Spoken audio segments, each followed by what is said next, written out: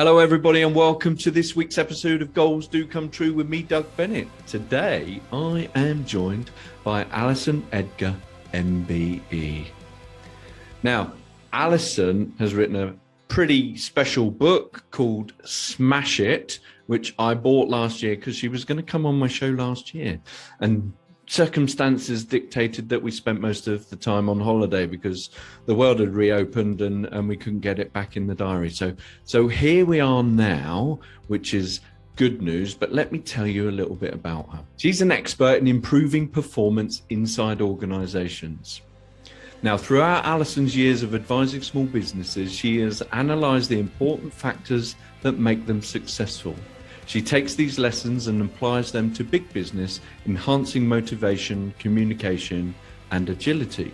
She is known both for her practical tools that teams can implement immediately and for the groundbreaking and lasting impact she has on audiences. She also has big balls, and she's going to tell us a little bit about those. I thought I'd throw that in there at this stage just to keep you hanging on. Alison, thank you very much for joining me. It's a pleasure to have you on board. I've been watching you, stalking you on the sidelines, seeing all the great things that you're doing, and I loved your book. And actually, I think if you read my book, Think Simple, Win Big, you'll see that we're actually a lot closer in our thought processes than I could believe, because there was like, oh yeah. As I was going through her book. But anyway, Alison, it's all about you, not about me. Tell us a little bit more about yourself, about your big balls and goals and goal setting. Well, thank you for having me on. That's my new bio you've read out. So that's the first time I've heard the new bio being read. So thank you so much. Yeah, Alison Edgar's Big Balls. So one of the things, it's interesting when you talk about books, because I have written 2 books, but I've never really read any books on business or personal development. So they're all kind of based on what I actually do. But of course, I will now read your book, Doug. Don't worry, I'll have you looking for the similarities. One of the things that I think for me is how I manage my time, what I do with my time, because I think if COVID just taught us one massive lesson is how important the time that we've got on the planet actually is, and why it's so important to maximize it. And I don't mean that we should be running around like headless chickens. In fact, more so the fact that we shouldn't be doing that. But I think that on the whole, lots of people don't have, they don't maximize the quality in their life because they are not compartmentalizing their time and what they do with it. Also, if you look at communication with other people, communication can lead to trauma, can't it? If there's something going on and you're not getting on with somebody, or even on Facebook and you watch that sort of stuff unfold, and reality TV and just that, to me, that sort of grates on my nerves. And a lot of that comes because of the prioritizing of time. So somebody else, again, so say lateness. One of the things I can't stand is people being late, right? So to me, that if we say 11:30 means 11:30, whereas we've all got friends that pitch up at 11:40 or 12 o'clock and they don't tell you, and that's how the communication and relationships break down. So I came across this thing called the Eisenhower quadrant, right? And you will know the Eisenhower, and anybody that's studied psychology or anything in leadership. But don't forget, I hadn't really done that. It's just, what do I do and how do I manage my time? And I'm looking at the urgent, important, not important, not urgent, important. And I'm like, oh, I don't get that. I honestly was like, I just don't get that. And how can I tell somebody, this is my urgent, important? And I thought, you know what? It's all balls. It's basketballs, tennis balls, and ping pong balls, isn't it? So if you I've got something that's really important to you, that a basketball in the face is really sore, and that's what happens when we don't do that task, or we procrastinate, or we ostrich, or we don't tell people bad news, or that kind of stuff.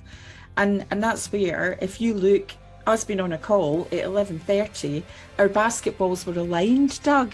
But if I had pitched up and I was 10 minutes late, I was treating your basketball as a ping pong ball.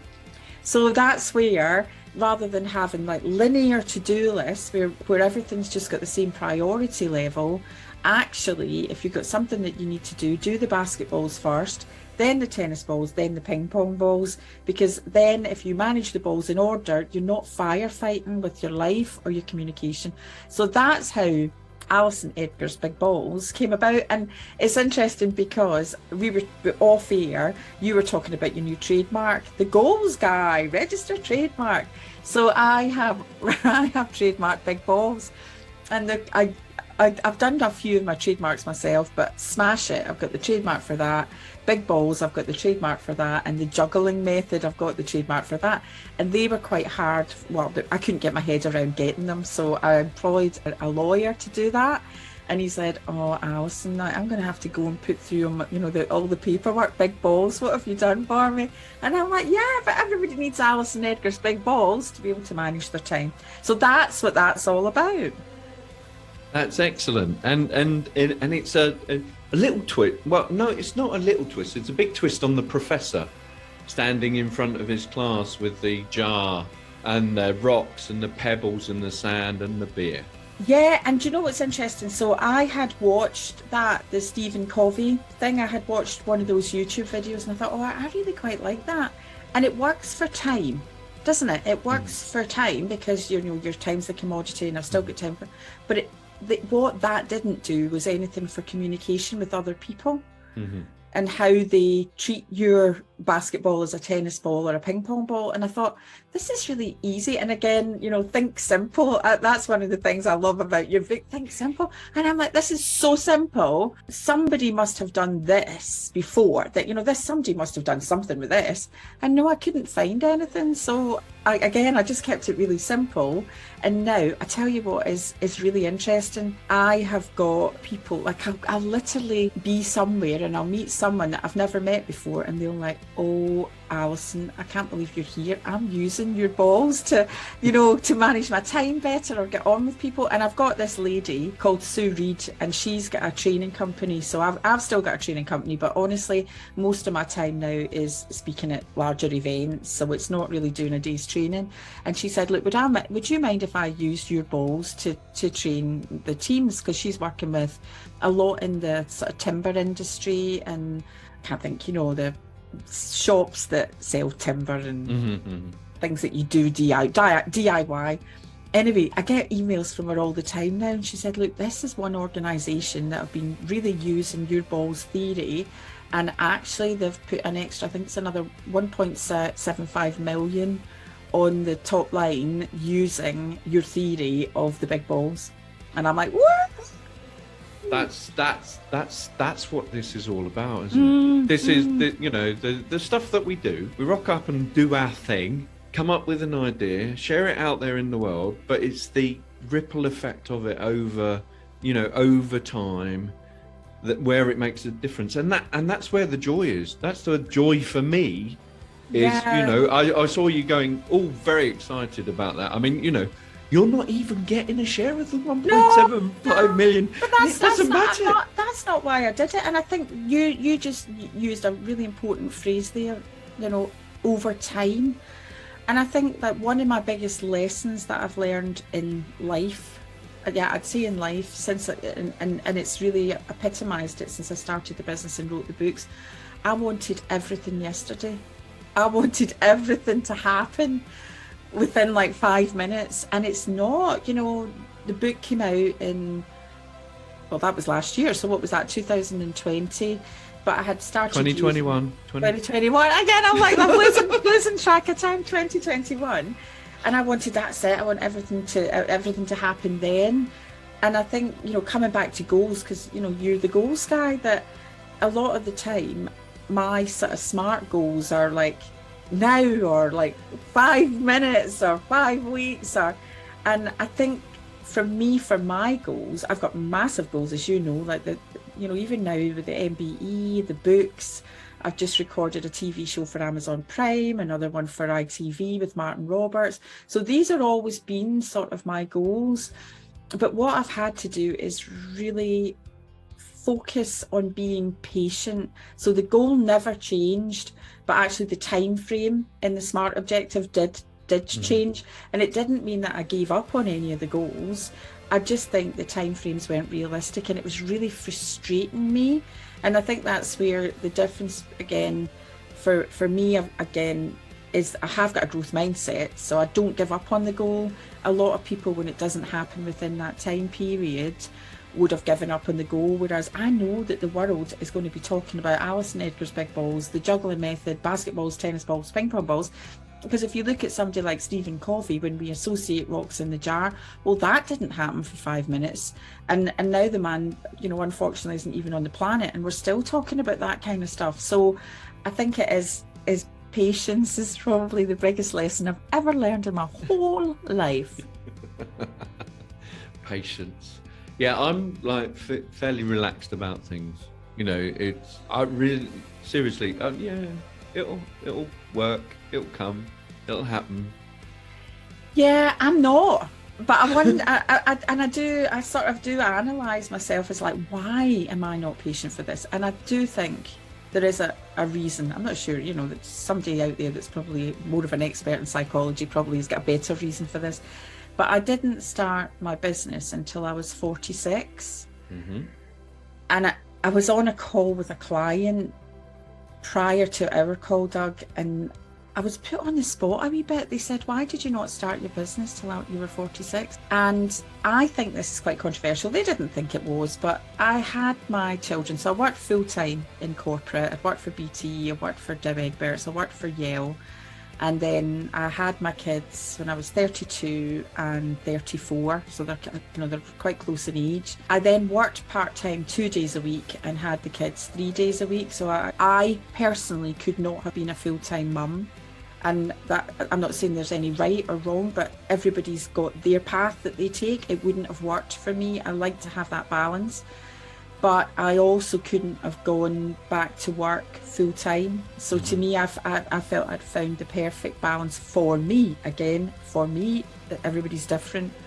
And it was only when the kids went to high school, I was then 46, and I felt this is now my time to shine. This is me. I've got my opportunity to set my goals for me and do the things I want to do for me, which ultimately helps other people, but it was my goals. And I think that's why I do feel like I'm in a rush, because I'm 54 now, and a lot of the years that I could have, should have, would have done things that I wanted to do, I didn't. I put all my dreams and goals on hold to create that big goal of having 2 children that are my legacy. That's ultimately that. And I've got 2 brilliant, I don't mean brilliant boys like as in their Einstein. They're clever boys, but they're great boys. They love their mum, they phone their mum, they communicate with me, and they are independently living their own lives. To me, that's like one of my biggest goals, is to rear 2 amazing boys. But when you're then at 54, you don't know how much is left going forward. There's more under the bridge than there is over the bridge. Mm-hmm. And that's where I think my lack of patience comes from, because I want everything yesterday, because I know that what I do helps so many people, but you just don't know how much time you've got to help them when you start your business and write your books at 50, if that makes sense. So no, that's absolutely. where the lack of patience comes from. It's like, oh, damn it, I don't know how much time I've got left. I've got to make every minute count. Yes, I'm with you on that, except I'm 59 and I wrote my books 2 years ago. So, it's like, I've had a reasonably successful financial services career, and I'm still in that a little bit. But this doing podcasts, meeting great people, and pulling their message out of them to put it out into the world, sharing my books. I'm now doing a bit of coaching myself, which I really do love, because I can see it making a difference to people. And there's certain aspects of what I'm doing that I think, do you know what, I'd love to be able to leave that behind now. I've done it for enough, but I've got to keep that a bit quiet for the minute, because I haven't discussed it with my team yet. Not that it will affect them, just in case they're listening at some stage. But I think it's interesting, because if you look, that's why I sort of push so hard. You started off by saying I've been watching from the sidelines. And, you know, there's a lot of people who follow me on LinkedIn. There's a lot of people who follow me on socials. There's a lot of people who've seen me live at like the business show or the big events.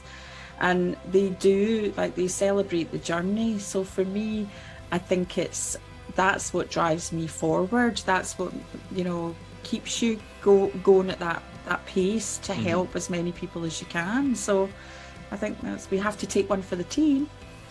Absolutely. So how big is your team now? So I have got 2 in my team. Well, 3 if you count the other one. So yeah, the other one is actually my son. So that's it wasn't like the other one. My son does some work for us while he's at university, the other one. But I've got Jazz and I've got Rebecca. So Rebecca's been with me for 4 years. So she pretty much runs all things operations, all things content.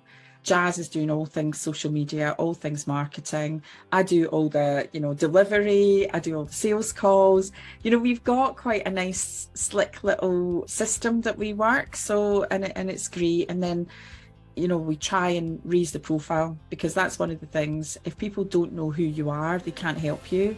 So that's why, you know, doing the stuff for the BBC Breakfast, BBC News, the, you know, podcasts and things like that really helps to grow the profile. Okay, so how do you get into the BBC then? I guess you just asked. No, well, because that's what you do, right? I do ask. I do. But I tell you, you know, and this is another thing that I think sometimes you kind of just need a break, right? And I'm not saying it's luck, because I genuinely don't believe in luck. But how the first part of TV came around. So I'd done local radio. So I had, like, basically, yes, I did ask. So I knew that they were coming up. So say it was Small Business Saturday or whatever, I knew they would want a comment. I was like one of the champions or whatever it was. You're covering this topic, would love to put a comment. Can you come into the studio? Yeah, tick the box. So something regional is quite easy. You know, they're always looking for stories regionally. But what happened was, and again, another thing I think is really good at raising your profile is going for awards, entering yourself into competitions, business competitions, or just entering an awards, being in an awards, because the reason for that is awards events get good coverage from PR. So if there's good coverage from PR, it's going to be online. And what happened was I won Mentor of the Year for the Trinity Mirror group, the newspaper group in the Southwest. And then the researchers from the BBC were coming to Bristol and they were looking for a businesswoman to talk with Steph McGovern. So they just Googled businesswoman or award-winning businesswoman or whatever, Bristol, and up pops Alison Edgar. So it's not just about keeping your profile high at events, and it's just making sure, like, when you Google me, you get about 5 pages of me, of stuff that I've done. So you can't avoid it. And I think that's where you're growing your profile. If you genuinely believe that what you do helps other people, it's your job to keep getting your profile as high as you can. And even from a pricing perspective, that, you know, when you look at the business now, that through the training company, the reason I don't do the training company, the yield for my time isn't as high. So I have to do a lot of hours to make the same amount of money that I would speaking at an event.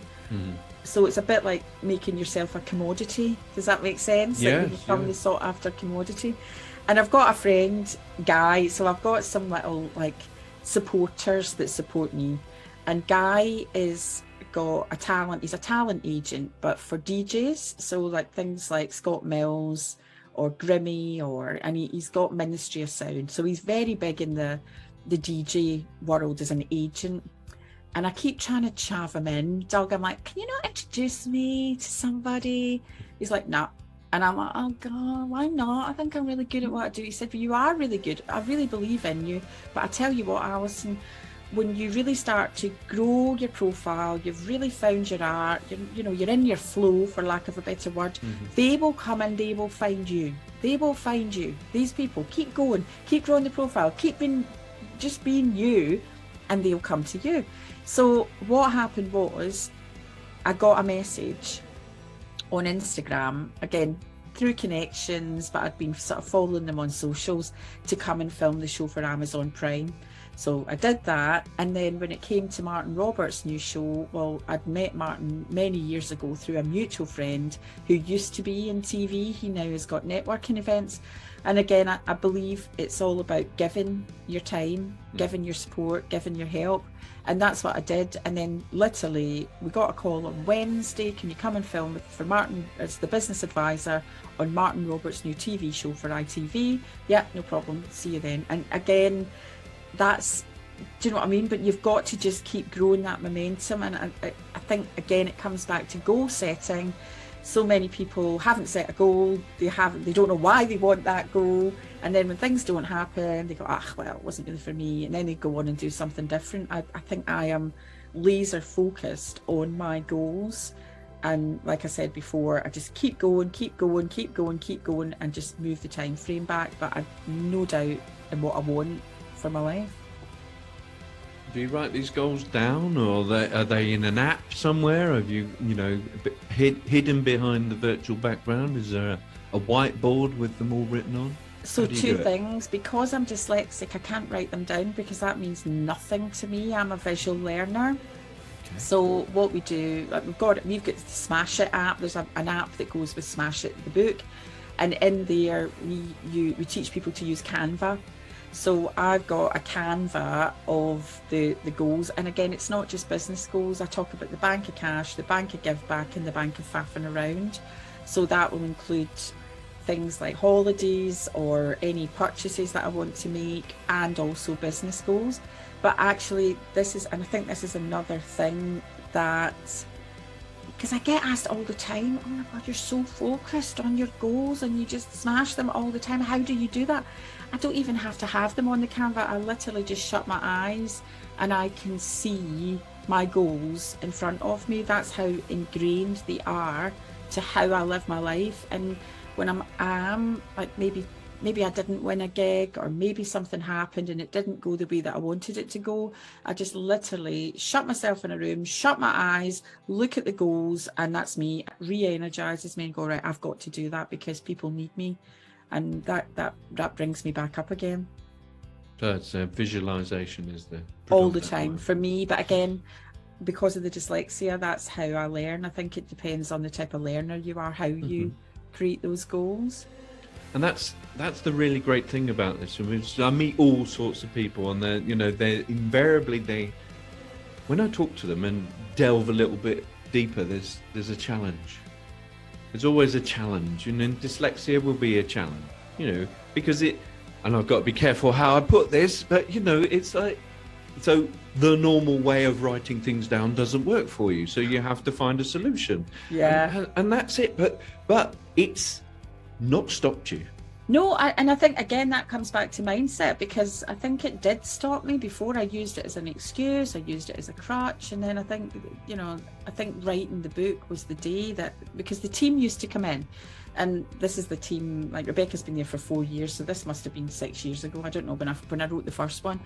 And they would go, I'm going to write a blog. And they were great. They can write as me. My team can literally, because they can write with a Scottish accent, bizarrely enough, because they spend a lot of time with me. I'm going to write a blog. And I'm like, okay. And then one day I just went, stop. Who's telling me that I can't write? So I think that's where that strength and making that change, and it comes back to having a growth mindset, really, doesn't it? And that's something that I think I've always had, a fairly growth mindset. I think I can be quite stubborn, and that's where I've moved back into fix. But I didn't even know, like, Doug, this is what I mean, that I didn't study any of this stuff. So the terms fixed and growth mindset were fairly new to me up until I wrote the first book. And what happened was, on Facebook, somebody put this comment up about something, and they said, oh, don't worry, Betty, they've got a fixed mindset. And I went, oh, I wonder what that is. And that's when I'd watch a YouTube video, or I'd read something about it and go, oh, that makes sense now. That's how that works.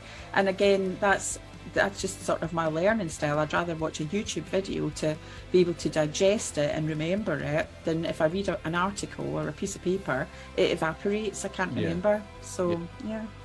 No, I like that. And I'm the fixed mindset and the growth mindset is a relatively new thing for me. as well. You know, I mean, I've been reading an awful lot. I've, been privileged enough that I've got a nice swim spa in the garden, and the temperature's at the right level, and I can sit there with a can of something and just read to my heart's content. You're meant to be swimming, Doug. You've missed the component there. It's not a spa, it's a swim spa. You're meant to be giving it this. You're right. And yes, it's a good point. Very well made. But hey, I've read a lot in there, and the growth mindset thing, and it is simple. Mm-hmm. That wow. Just those. Well, no. To decide where you want to be, it's a simple choice. Yeah. That you can either stick with your fixed mindset, or you can decide that you want to have a growth mindset. Now. That's one decision. Once you decide that, well, then the work starts, obviously. But it's making the decision sometimes that you want to be different. Yeah, and I think this is where, I mean, that definitely was what happened with me with the writing, and it wasn't an easy journey. I tried cutting every corner. Oh, I couldn't read it into a dictaphone and send it off, and somebody could write it for me. I even had a ghostwriter, right, Doug? I paid thousands of pounds for a ghostwriter. And the manuscript came back, and I was like, that doesn't sound like me. My team read it, and they're like, that just doesn't sound like you. I'm like, pull me, what am I going to do? And they're like, you could try writing it yourself. I can't write, pull me. And then that's when that switch came, and it didn't matter what. Somebody's going to do the edits at the back end of it anyway, so it doesn't matter whether the writing's not great and I don't know how to spell and I don't know much about grammar. That's okay, somebody can fix that. But the main thing is the content is between my ears, and pretty much I'm the only person that can get that content out. There's nobody apart from me that can deliver that message the way that I'm going to deliver it. So it was my job and my duty, and I think that's where, with the mindset side, I would say I'm come from working class just outside Glasgow, and at that time the shipyards were all shutting down and people were losing their jobs, and again, you never know what's ahead of you, and focusing on all the negatives and this isn't happening and that's not happening. And my dad got made redundant. He was a draftsman on the shipyards when all the redundancies were happening, and he was a draftsman on the boards, like the can't remember, engineering drawing boards with the rubbers and that kind of stuff. And they pretty much, everybody in their 50s got made redundant because AutoCAD had come in.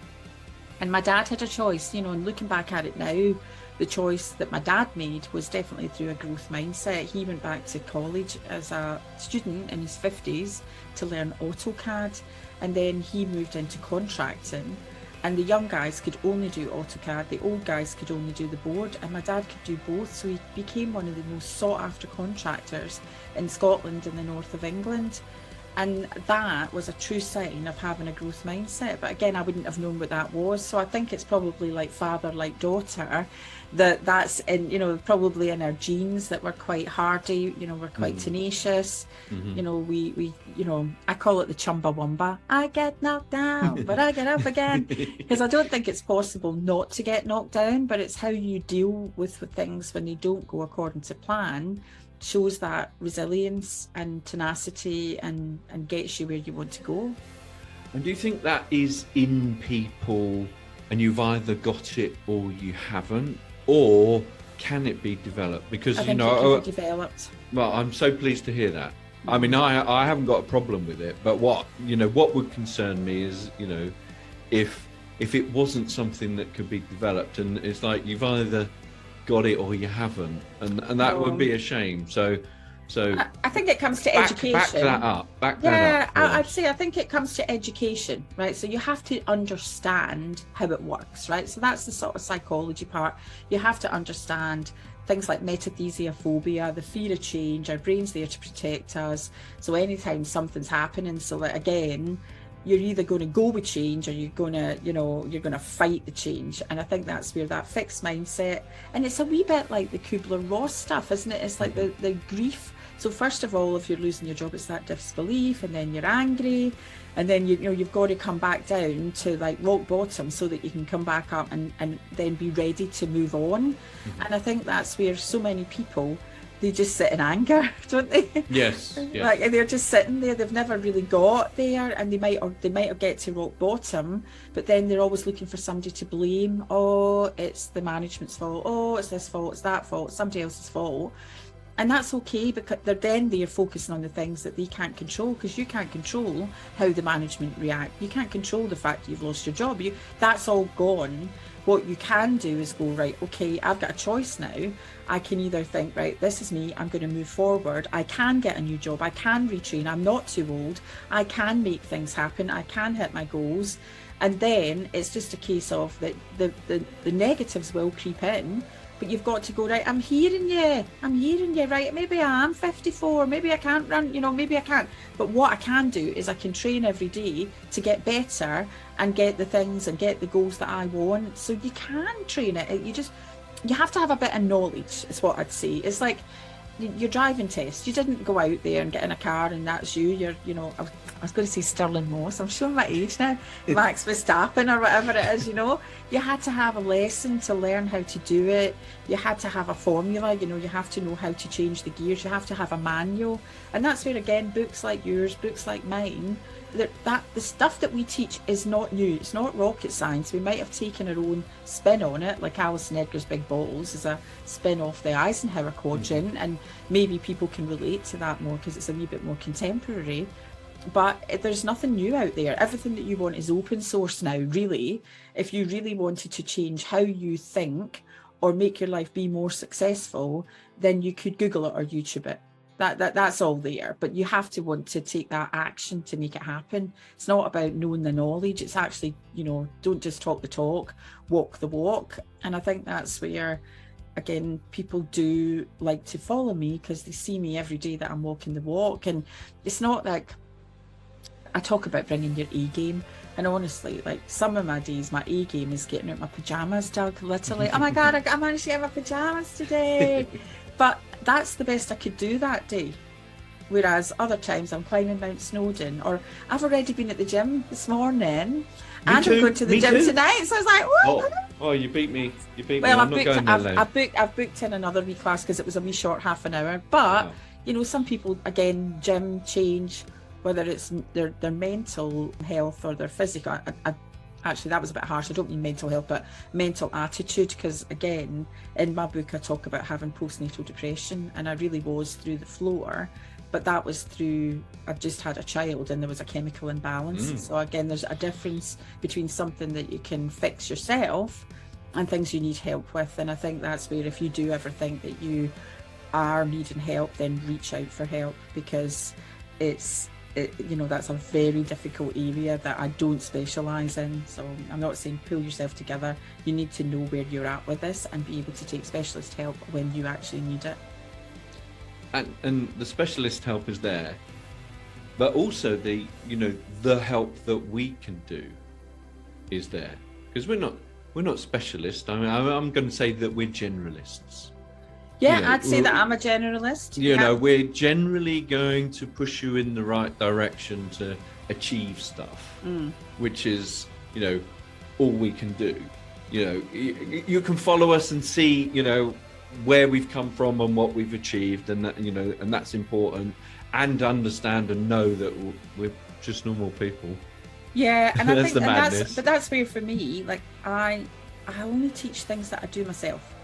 Does that make sense? Yes. So I don't, there's nothing that I talk about that I don't do in my own life. If I don't do it, I won't write about it and I won't talk about it. If I do it, then I'll talk about it. But if I don't, because that's not my story to tell, that's not my thing to teach. No, absolutely. No, there's so much here. I'm going to send you a copy of my book, so you don't even need to invest in it. Thank you. All right? I'll get your details a little bit later, but this point, right, because I like to keep the episode succinct and punchy, right, so I'm going to ask for a goal-setting based Alison Edgar MBE nugget, something that the whole world needs to know that we haven't touched on already. Of a goal that I have set? No, it's one of your nuggets. Ah, okay. To do with goal setting. Yeah. And you've got time to think it because the team can chop out any pauses. No, I think it's the first step to goal setting is actually set a goal, because so many people don't actually set a goal. And then the second point is, why do you want to do whatever that goal is? So I think if you look at, weight loss is a great example, or stopping drinking or whatever. And that's why so many people give up, because they haven't really thought about why they are doing that. And it's on the days. So for example, health, I didn't do any exercise till I was 50 either. Like, literally, I don't know where the first 50 years went. Didn't do that much apart from bringing up my kids. But I decided that I wanted to be healthier, and I wanted to be healthier because I was doing a lot of speaking. This is pre-pandemic, and I was in London trying to go up the stairs, Doug, and I was like, cut my case. I was like, I was wheezing away, and I couldn't perform to the maximum. And that's where I decided I'm going to change my health now. I'm going to watch what I'm eating. I'm going to cut down the alcohol. I'm going to do regular exercise, because I cannot do that. And every time I feel like overindulging or not going to the gym, or it's focusing on that longevity of my health and what I can do with it. And I think that's where people don't always set a goal, and they don't know why they've done it. And again, it's like, that's why so many people sort of fail on there, because they don't know why they did it in the first place. That's important, and I'm with you on that one. The health thing, I've got a personal trainer twice a week, and I wouldn't go to the gym ordinarily if I didn't have an appointment with him to beat me up twice a week. I quite like I like the classes.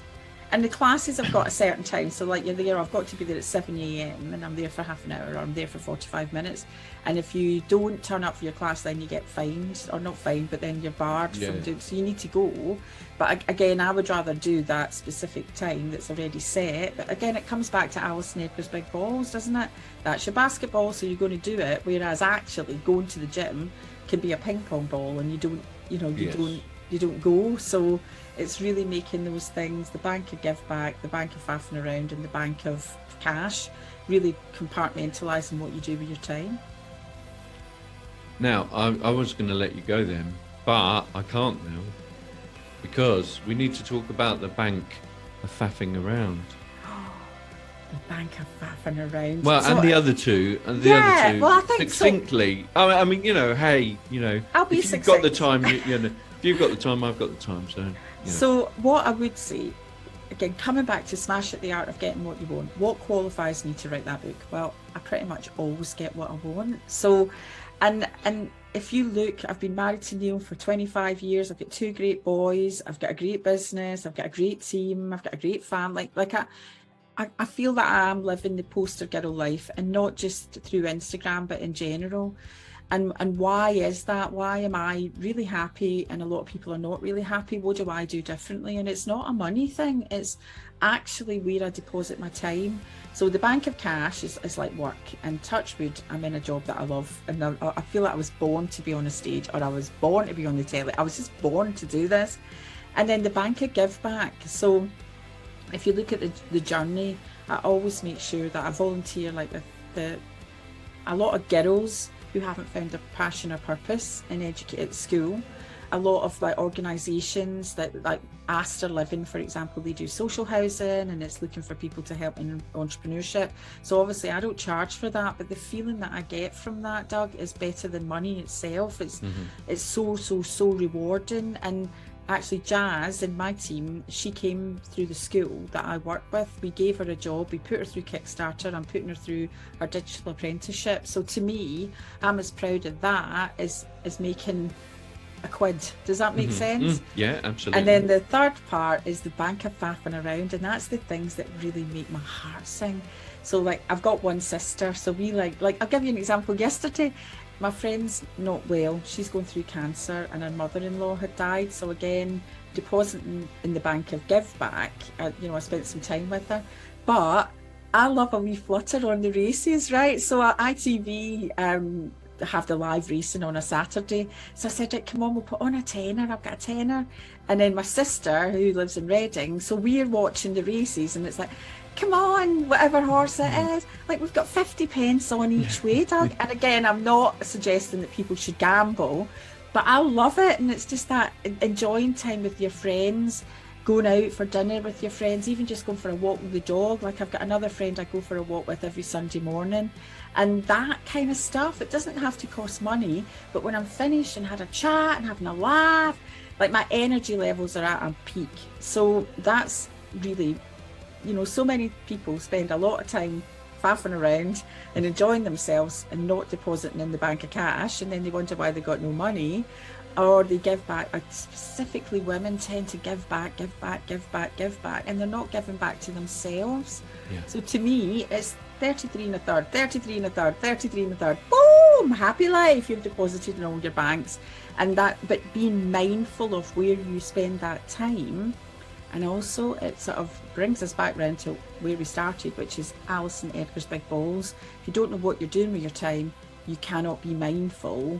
And that's where, really having that balance to me is happiness. That's what happiness is.